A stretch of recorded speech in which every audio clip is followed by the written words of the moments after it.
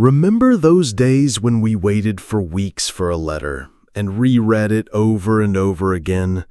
When Sinatra was playing on the radio at home, and when the phone rang, you ran to it because the call meant something. This is a story about a person who really lived, about letters that still smell of the past, about voices that no longer call, and about love that never gets old, even when you get old. Press the like button, subscribe to the channel so that this memory lasts a little longer, because sometimes the most important thing is not what we have now, but what our hearts manage to save. Hi folks, I'm 68, a retired writer. Most of my days are quiet now. A cup of black coffee in the morning, the rustle of newspaper pages, and maybe a crossword or two to remind my brain I'm still here. I live alone in a small house in Michigan. My wife passed 10 years ago, my son moved to Colorado, and my grandson, well, he's always on some screen. Last week I did something old-fashioned. I wrote him a letter, with a pen, on actual paper. I found the old stationery my wife once bought at a garage sale in '89, cream-colored with a faint smell of lavender if you press it to your nose. I poured a little of myself into that letter. Told him about how I met his grandmother, about the first time I ever saw a color television, about working at the local diner in '64 and saving up to buy a Mustang that I still dream about. 3 days later, he called me. No, Grandpa, your letter made me think. No, I'm going to write you back. Just a FaceTime call, smiling with that distracted look kids have nowadays, part present, part scrolling. And for some reason, that hit me like a freight train. After the call, I just sat there staring at my typewriter. Yes, I still have one. And the sound of its keys echoed in my head. Not the real sound, but the memory of it. The clack-clack ding of a life that used to move slower. A life where words were waited for, not tapped in seconds. So I made myself a whiskey, lit a candle, one of those silly pine-scented ones my wife used to buy, and I let the past come back. 1962. I was 17. Summer in Detroit. You could smell gasoline and freedom in the air. Jukeboxes played real music and boys wore leather jackets because they meant it, not because TikTok told them it was back in style. I had a job sweeping floors at the local radio station. Sometimes, if I stayed late, the DJ would let me put on one song. Just one. I was picked Unchained Melody. Still makes me cry when it plays in the car. But that was the summer I kissed Linda Jean Simmons behind the bleachers at the county fair. That was the summer I got punched in the gut for calling someone sir who didn't think he was old enough for that yet.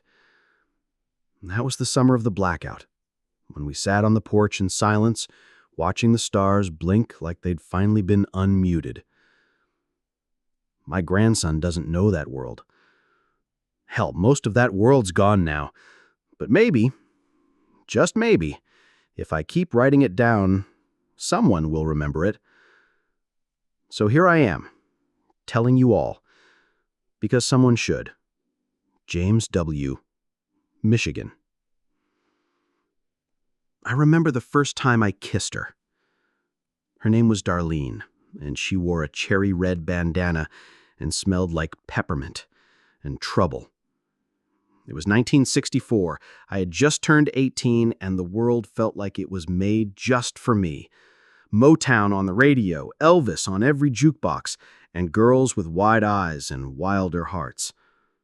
Gas was 33 cents a gallon, and you could take your best girl to the drive-in, buy 2 Cokes, popcorn, and still have change for a cheeseburger.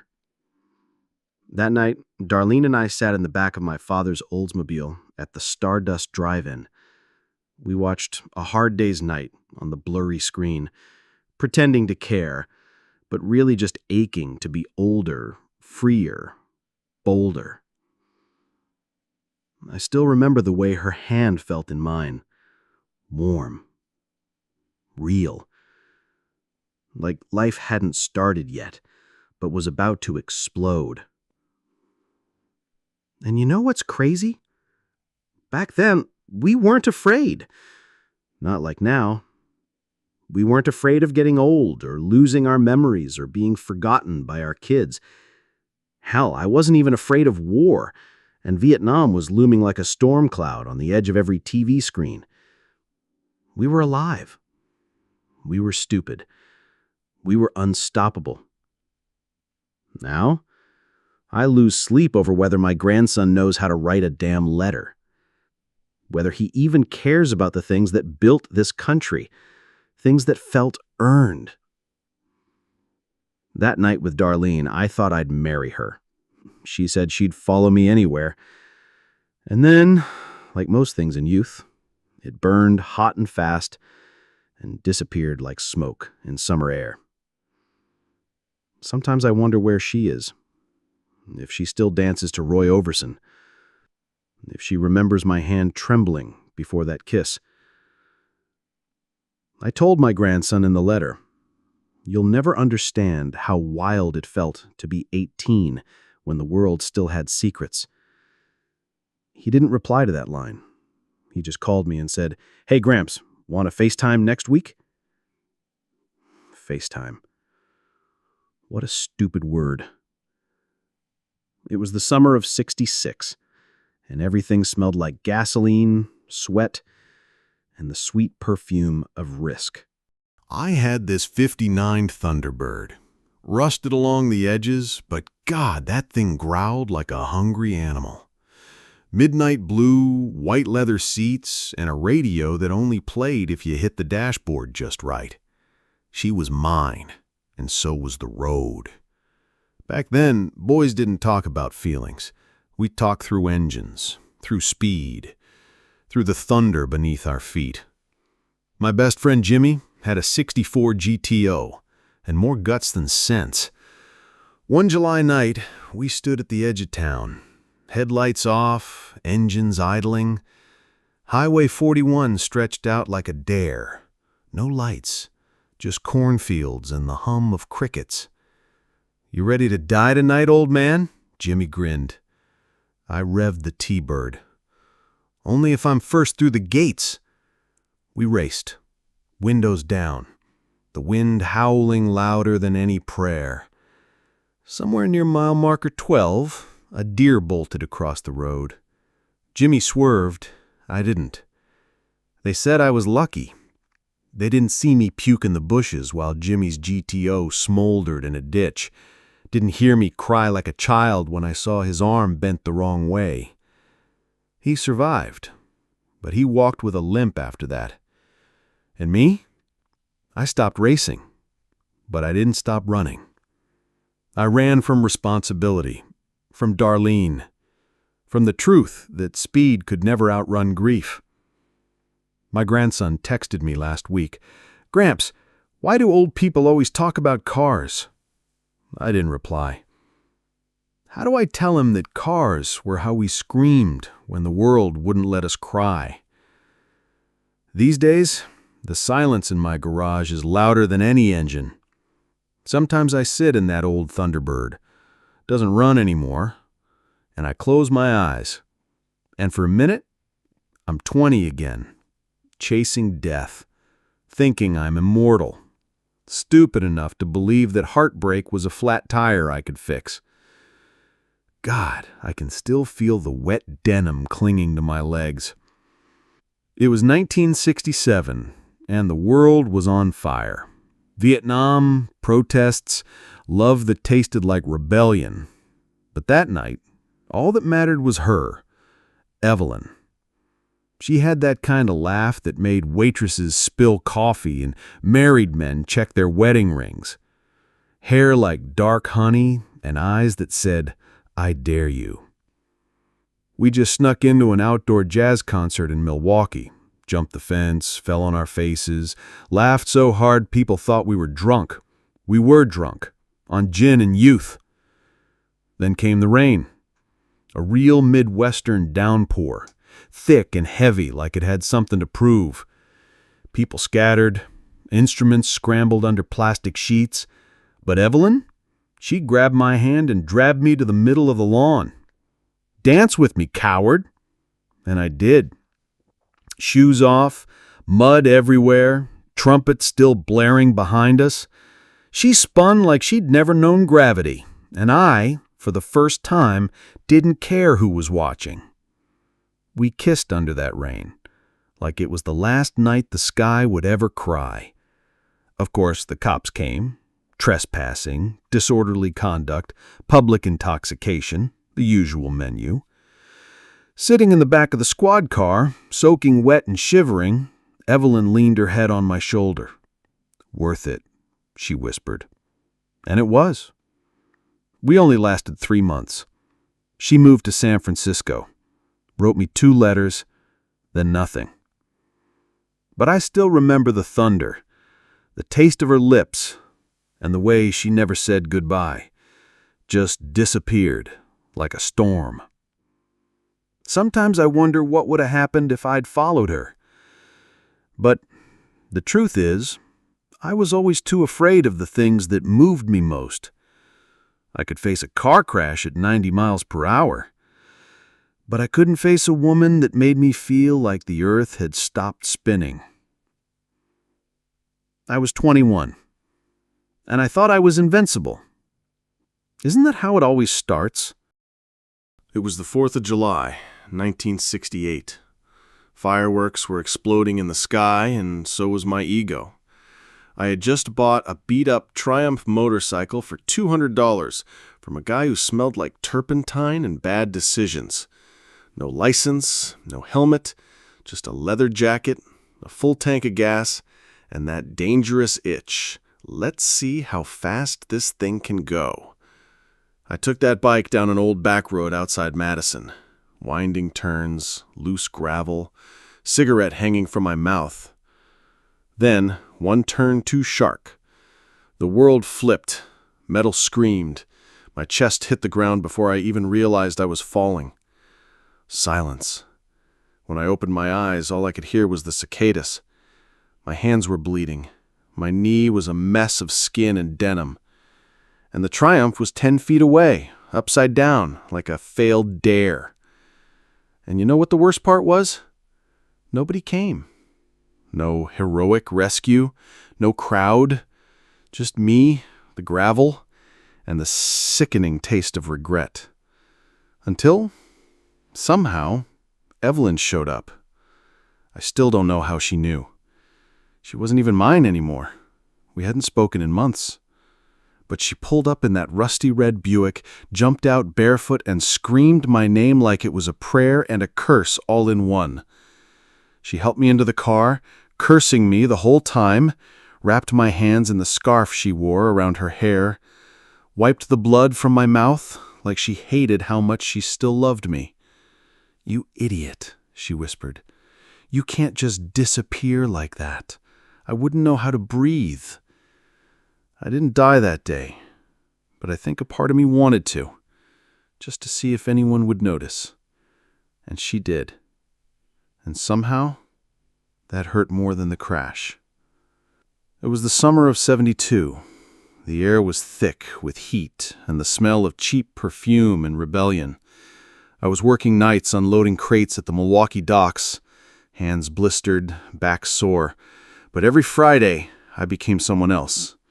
Friday nights were for the Velvet Den, a low-ceiling dive where the lights were red, the walls were sweating, and the jukebox never stopped screaming. That night the band played Creedence Clearwater Revival, "Have You Ever Seen the Rain?" like a question I'd never answer. And she walked in. Not Evelyn. Someone new. Her name was Lorna. She wore a yellow dress that clung to her like sin. Hair curled like a '50s movie star, lips painted like trouble, and a laugh that made grown men nervous. She walked right past the bar, straight to me. "I heard you dance," she said. I didn't, but I would have done anything she asked, so I danced. The world spun. My body forgot its pain. Her hands on my shoulders felt like salvation. And then I saw Evelyn at the back of the room, her face unreadable, like a ghost watching the living forget her. We hadn't spoken in almost a year, but her eyes said everything. I followed Lorna outside when the song ended. We kissed in the alley, the kind of kiss that makes you think the world might actually end. But when I opened my eyes, I hated myself. That kiss didn't feel like freedom. It felt like betrayal. Not of Evelyn, of the boy I used to be, the one who believed in forever. That night, the music broke me. I walked home alone. Didn't even go back for my paycheck the next week. Didn't speak to Lorna again. And Evelyn? I never saw her smile the same way after that. The draft letter came on a Wednesday. I still remember the smell of engine oil on my hands, the hiss of the kettle in the kitchen, and my mother's quiet gasp when she saw the envelope. It was like the walls themselves knew. Something sacred was about to be shattered. I didn't cry, not that day. By Friday, I was on a train headed south with 50 other boys pretending to be men. We were loud, cocky, full of bad jokes and worse faircuts. But underneath it, we were scared, and none of us wanted to admit it. Basic training was hell. They shaved our heads, broke our backs, stripped us of names, and turned us into numbers. They taught us to shoot before they taught us to think. But the real fear didn't come from the drills. It came at night, in letters we didn't get, in the faces of guys who stopped talking, in the way silence started to mean more than any order barked in the sun.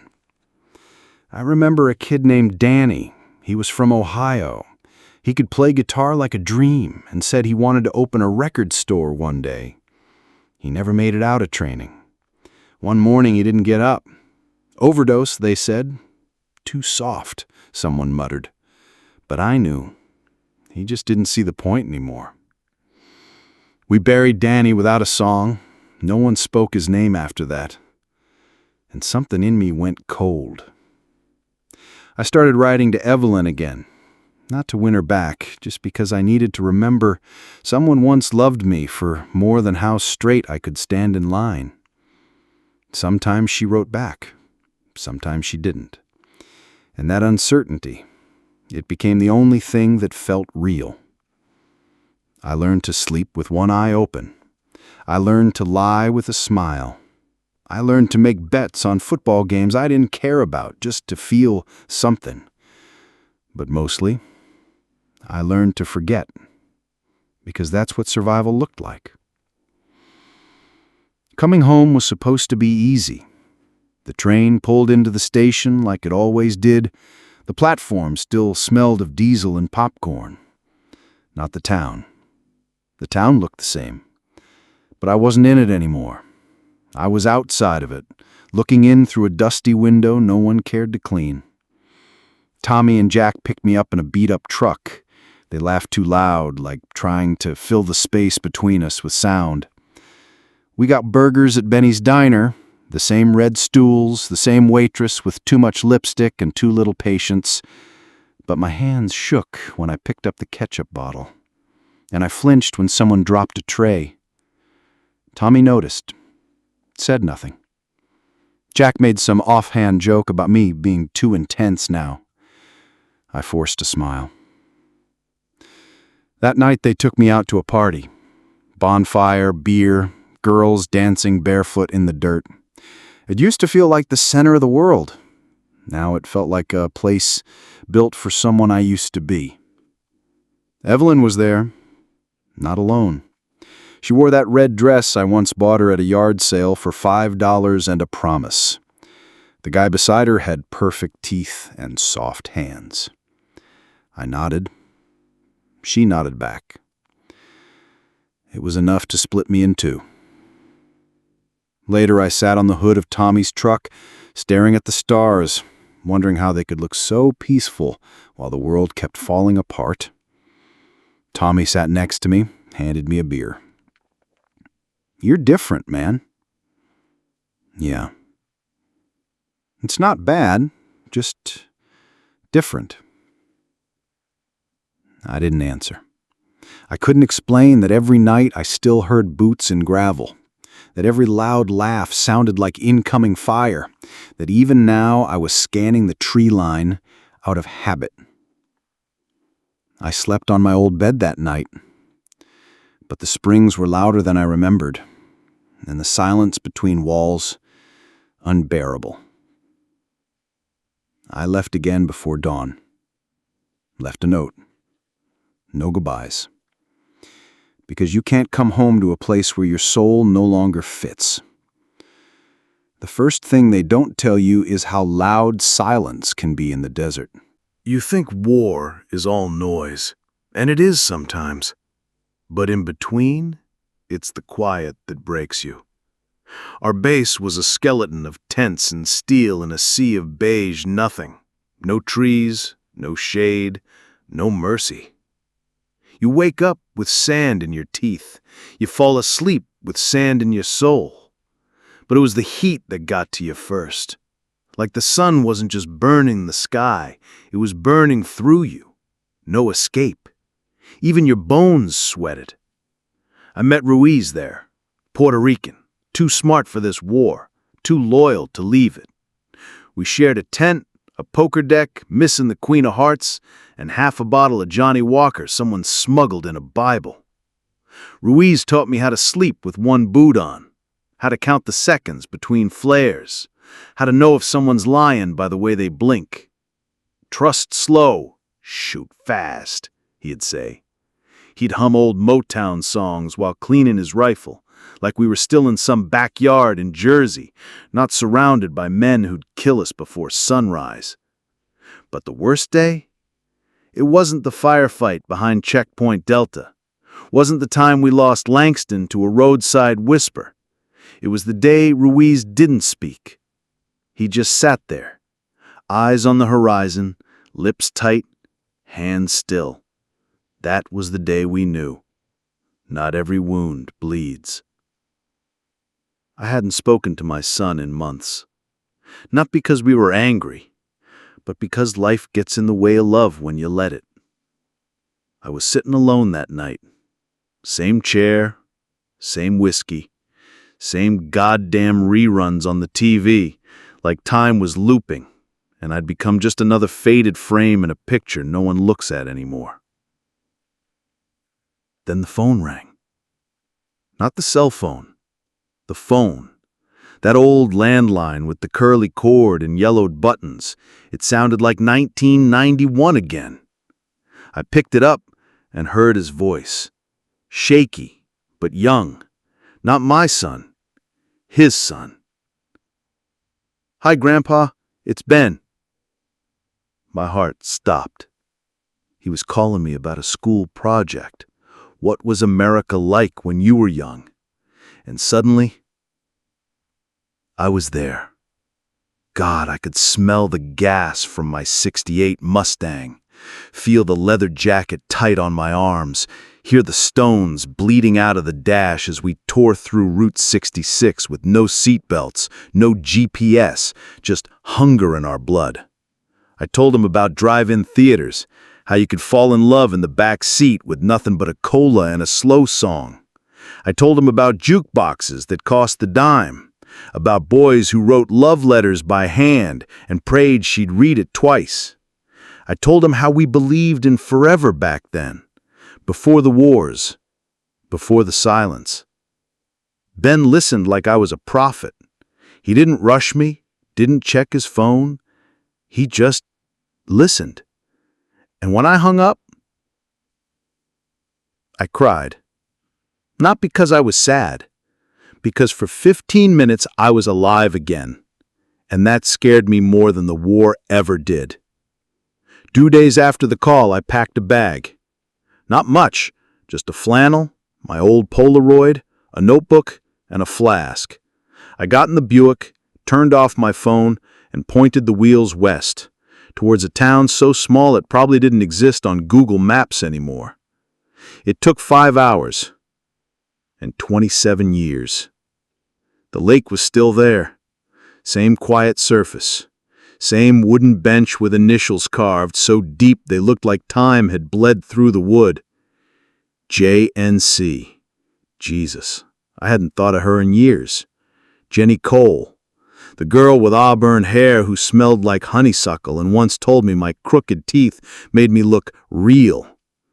We kissed here, right on this bench, on a Thursday in 1966, when I skipped algebra and she ditched French. She gave me my first taste of rebellion and something softer, something that made my lungs hurt when she walked away. I sat down, traced our initials with my thumb, and whispered her name. Jenny. I don't know where she is now. I don't know if she's alive, but I hope wherever she is, she felt it today.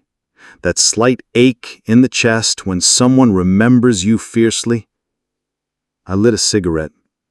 Didn't even smoke it, just needed the fire. Then I wrote her a letter in my notebook. Didn't sign it. Just folded it, pressed it under the bench plank, and left it there. Maybe some kid'll find it one day. Maybe he'll read it to a girl with auburn hair. Maybe the story never really ends.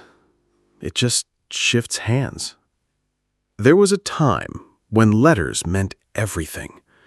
When you waited days, sometimes weeks, to hear the scratch of a pen on paper. When every fold, every crease in the envelope told a story of a hand trembling, of late nights and stolen moments. I remember writing to Jenny. I'd sit by the window with a glass of bourbon, candlelight flickering, trying to find the right words. Not just words, but feeling. Because a letter wasn't just a message. It was a piece of your soul sent across miles. She'd write back in her delicate cursive, the pages scented with her perfume, the edges sometimes torn from excitement or nervousness. Those letters weren't perfect. They were messy, urgent, honest. They were love. Now, I write a letter to my grandson. A real letter, with ink and paper. And what does he do? He calls me. Don't get me wrong, I love hearing his voice. But there's something lost, something that makes me ache. A call is quick. It comes and goes. It's noise. A letter is forever. It's something you keep in your pocket on a bad day. Something you read over and over, like a song that never gets old. Sometimes I wonder if my grandson will ever write me back the way I used to write to those I loved. Or if we're just all rushing past the moments that mattered most. And maybe that's what scares me. Because when the voices fade and the screens go dark, what will we have left? I won't lie, getting older scares the hell out of me. Not just the aches or the memories slipping like sand through my fingers, but the thought of being forgotten, of becoming invisible to the world that keeps moving without me. I watch my friends disappear one by one. Some go quietly, some fight like hell. But none of us escape that creeping shadow, the fear that our story ends without a witness. Some nights I lie awake, heart pounding, wondering if my grandson even knows my name, if he's ever held one of my letters, if he feels any part of the man I used to be. But then, sometimes the phone rings. Sometimes a voice breaks through the dark. And for a moment, the silence breaks. That moment is enough. It's a promise that no matter how many years slip away, how many pages get torn, there's still a story left to tell. And I'm not done yet. After all these years of silence, I picked up my pen again. Not to write a novel, not for fame or fortune, just for me. For the part of me that's still that reckless kid from '64. The one who dreamed of racing down highways, who believed in forever, who fell in love in the rain and got up when the world knocked him down. I write letters. Not just to my grandson, but to the ghosts of my past. To Evelyn, to Jenny, to the friends who never came home. I tell their stories, the good, the bad, the heartbreak and hope. It's messy, it's painful, but it's alive. And every time I write, I feel a little less invisible, a little more real. Maybe these words will never leave my desk. Maybe no one will ever read them, but they exist. And for now, that's enough. I won't pretend it's easy getting old. The body aches, the nights get longer, and the world sometimes feels too fast to keep up with. But here's what I've learned. The years may take their toll, but they can't steal the memories, the stories, the love. My grandson called me again last week. This time he didn't just say, "Hey." He asked about my writing, about the roads I drove, about the songs I loved. And for the first time in a long time, I felt connected. I'm not the same man I was at 17, and thank God for that. Because the man I am now carries every scar, every heartbreak, every joy, and that makes me richer than I ever dreamed. Sometimes when the house is quiet and the sun sets slow, I pull out one of those old letters. The paper is yellowed, the ink faded, but the feeling is still there. The smell of youth, the hope of tomorrow. Maybe my grandson will never write letters like I did. Maybe the world has changed too much. But as long as we keep telling stories, as long as we keep reaching across the years, nothing is ever truly lost.